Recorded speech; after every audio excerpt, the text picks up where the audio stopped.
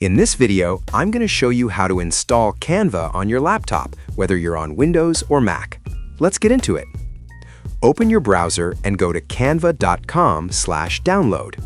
You'll see two download options, one for Windows and one for Mac. Click the one that matches your laptop. The installer file will start downloading automatically. Once it's done, go to your Downloads folder and double-click the file to run it. On Windows, the file is called Canva Setup. Just double-click it, and the installation will start automatically.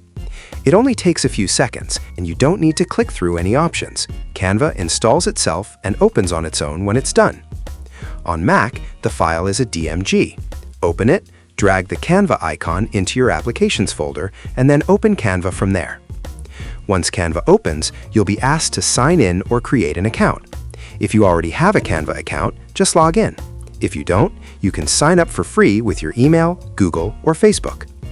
After logging in, you'll land on the Canva home screen, where you can start creating designs right away using templates, drag and drop tools, and everything else Canva offers, all in a dedicated desktop window without needing a browser.